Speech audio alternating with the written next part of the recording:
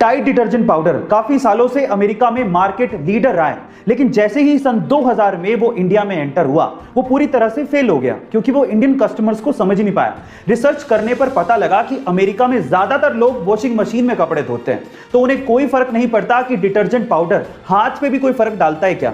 लेकिन इंडिया में 80% से ज्यादा लोग हाथों से कपड़े धोते हैं, इसीलिए उन्हें फर्क पड़ता है।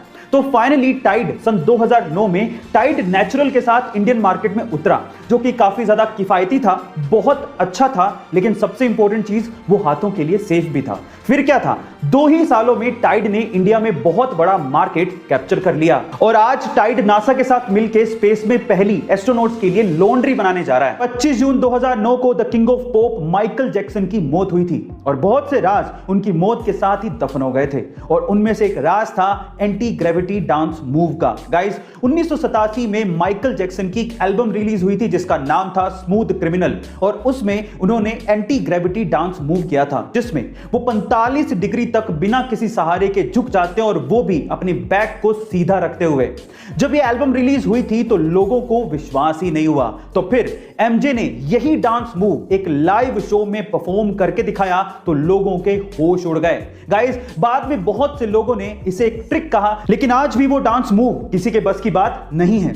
जब कंपनियां अपने प्रोडक्ट की मार्केटिंग कुछ अलग तरीके से करती हैं तो उनके प्रोडक्ट के बिकने के चांसेस उतने ही ज्यादा होते हैं, क्योंकि मार्केटिंग एक तरह की आर्ट है। और कुछ ऐसा ही किया प्यूमा ने।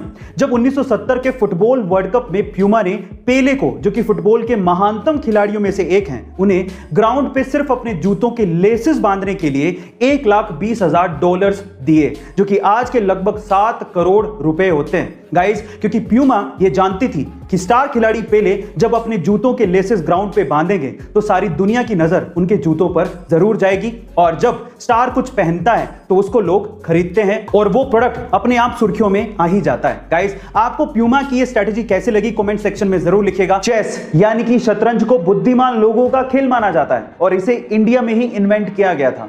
पर अगर मैं आपसे सवाल पूछूं कि एक ही टाइम पे एक ही चेस बोर्ड पे कितने मैक्सिमम प्लेयर खेल सकते हैं तो आप लोग क्या कहेंगे?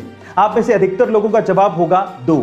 लेकिन इंडिया के भोपाल के रहने वाले आदित्य निगम ने 8 महीने की कड़ी मेहनत के बाद एक ऐसा चेस बनाया है जिसमें एक ही टाइम पे एक ही चेस बोर्ड पे 2 नहीं बल्कि 3 लोग आपस में खेल सकते हैं। मजे की बात यह है कि इसमें कोई एक प्लेयर बाकी दोनों प्लेयर को एक साथ हरा भी सकता है और इस 3 प्लेयर चेस का नाम आदित्य निगम ने ट्राई विजार्ड रखा है। गाइस, दिमाग का खेल बनाने और उसे खेलने में हम भारतीयों का कोई सानी नहीं है। हमारे इंडिया में ऐसी बहुत सी रहस्यमयी चीजें हैं जिनके बारे में वैज्ञानिक भी नहीं जानते कि ऐसा है, तो क्यों है?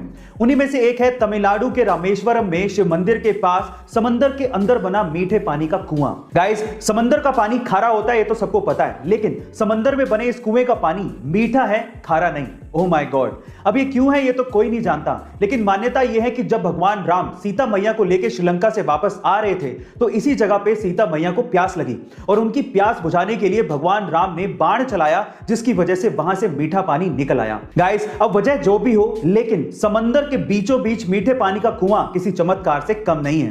ये बात है 1980 की, जब महाराष्ट्र के जलगांव डिस्ट्रिक्ट के अमलनेर गांव में रहने वाले मोहम्मद अनवर के पिता की अचानक से मौत हो गई। उनकी मौत के बाद पीछे जायदाद में एक खेत था जिसे मोहम्मद अनवर के अलावा 3 भाइयों में बराबर से बांट दिया गया, लेकिन मोहम्मद अनवर ने उस जमीन के टुकड़े को 80,000 रुपए में बेच दिया और एक ब्रोकर सतीश शाह के कहने पर 10,000 रुपए विप्रो कंपनी में इन्वेस्ट कर दिए और 100 शेयर्स विप्रो कंपनी के खरीद लिए। 1980 में किया गया यह इन्वेस्टमेंट आज 40 साल बाद 1500 करोड़ रुपए में बदल चुका है, जिसमें से 200 करोड़ रुपए तो सिर्फ डिविडेंड के तौर पे मोहम्मद अनवर को मिले हैं। गाइस, ये है पावर इन्वेस्टमेंट की। तो आप किस चीज का इंतजार कर रहे हैं? इन्वेस्टमेंट करिए, डीमेट अकाउंट खुलवाइए, लिंक डिस्क्रिप्शन बॉक्स में ही गिवन है। क्रिस्टियानो रोनाल्डो दुनिया भर के करोड़ों फैंस के लिए एक बहुत बड़ी इंस्पिरेशन है और ये बंदा भी अपने फैंस के लिए अपनी रिस्पॉन्सिबिलिटी को बहुत अच्छे से निभाता है। कैसे? हाल ही में यूरो 2020 मैच से पहले प्रेस कॉन्फ्रेंस में जैसे क्रिस्टियानो रोनाल्डो पहुंचे, उन्होंने नोटिस किया कि माइक के पास 2 सॉफ्ट ड्रिंक की बोतल्स रखी हुई हैं, तो उन्होंने तुरंत उन सॉफ्ट ड्रिंक की बोतल्स को हटाया और कैमरे के सामने पानी की बोतल को पकड़ के ये कहा, ड्रिंक वाटर। हालांकि वो सॉफ्ट ड्रिंक का ब्रांड पूरे टूर्नामेंट का ऑफिशियल स्पॉन्सर था, लेकिन इस बात की परवाह रोनाल्डो ने नहीं की और सही संदेश अपने फैंस को दिया और ऐसा करके रोनाल्डो ने अपने फैंस में अपना विश्वास और मजबूत किया। इंडिया में ऐसी बहुत सी फेमस कंपनियां हैं जिनके प्रोडक्ट हमारे घर पे हैं, हम उन्हें यूज भी करते हैं, लेकिन उनका मतलब हमें नहीं पता होता। जैसे कि MDH मसाले बहुत से किचन में मिल जाएंगे, लेकिन क्या आपको MDH का मतलब पता है? चलिए मैं आपको बताता हूं। MDH का मतलब है महाशया दी हट्टी। ये एक पंजाबी लाइन है जिसका मतलब है महाराजाओं की दुकान। दूसरा है अमूल, जिसका दूध बहुत से घरों में इस्तेमाल होता है, लेकिन इसका मतलब है आनंद मिल्क यूनियन लिमिटेड। तीसरा है MRF, जिसका टायर बहुत सी गाड़ियों में इस्तेमाल होता है, लेकिन इसका मतलब है मद्रास रबड़ फैक्ट्री। वो पैदा हुआ तो वो अंधा था। आसपास के लोगों ने ये देखकर उसके बाप को कहा कि ये तो किसी बोझ से कम नहीं है, इसे तो मार देना चाहिए। अंधा होने की वजह से बमुश्किल उसे किसी स्कूल में एडमिशन मिला, लेकिन वो पढ़ने में बहुत होशियार था। 10th में 90% मार्क्स बनाने के बाद वो 11th में साइंस लेना चाहता था, लेकिन आंध्रा का कोई भी स्कूल उसे एडमिशन देने को तैयार ही नहीं था। कोर्ट में लड़ाई लड़ने के बाद उसे साइंस में पढ़ने को मिला। 12th में अच्छे मार्क्स बनाने के बाद वो IIT में पढ़ना चाहता था, लेकिन इंडिया की कोई भी IIT उसे एडमिशन देने को तैयार नहीं थी। इसके बाद उसने यूएस की नामी यूनिवर्सिटी MIT में अप्लाई किया और वो इंडिया का पहला ऐसा ब्लाइंड स्टूडेंट बना जिसे MIT यूनिवर्सिटी में एडमिशन मिला। इसके बाद वो चाहता तो अच्छी सैलरी पे वहां पे काम कर सकता था, लेकिन वो इंडिया आया और उसने अपने जैसे लोगों को हेल्प करने की सोची। इसके बाद उसने हैदराबाद में बोलांट इंडस्ट्री की स्थापना की और वहां पर दिव्यांग लोगों को नौकरियां भी दी और उन्हें सम्मान से जीना भी सिखाया। गाइस, जिसे लोग बोझ समझते थे, आज वही लड़का 100 करोड़ की कंपनी का मालिक है और अपने जैसे कई लोगों की जिंदगियां बदल रहा है। उनका नाम है श्रीकांत बुला। इकोनॉमी का हमारी जिंदगी पे बहुत फर्क पड़ता है। अगर इकोनॉमी बढ़ेगी तो हमें भी ज्यादा कमाने का मौका मिलेगा, लेकिन अगर इकोनॉमी गिरेगी तो हमारी भी बैंड बजेगी। पर सवाल यह है कि इकोनॉमी कब बढ़ेगी, कब गिरेगी, कैसे पता लगाएं?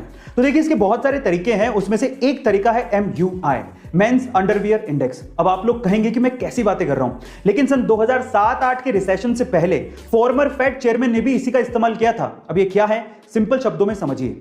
देखिए, ज्यादातर घरों में आदमी लोग ही कमाने वाले होते हैं और आदमियों के कपड़ों में अंडरवियर सबसे ज्यादा अंडररेटेड होता है। भाई क्या फर्क पड़ता है, पुराना पहन लेंगे, कौन देख रहा है। लेकिन अगर फिर भी आदमी लोग अंडरवियर खरीद रहे हैं तो इसका मतलब मार्केट में पैसा है, इकोनॉमी अच्छा कर रही है। लेकिन अगर आदमी लोग अंडरवियर नहीं खरीद रहे, इसका मतलब इकोनॉमी गिर रही है। देखिए, बात तो ठीक लग रही है, लेकिन फिर भी आपका इसके बारे में क्या ख्याल है, कमेंट सेक्शन में जरूर लिखिएगा। और ऐसे अमेजिंग वीडियोस के लिए शेयर, सब्सक्राइब एंड लाइक। मिलता है अगली वीडियो में।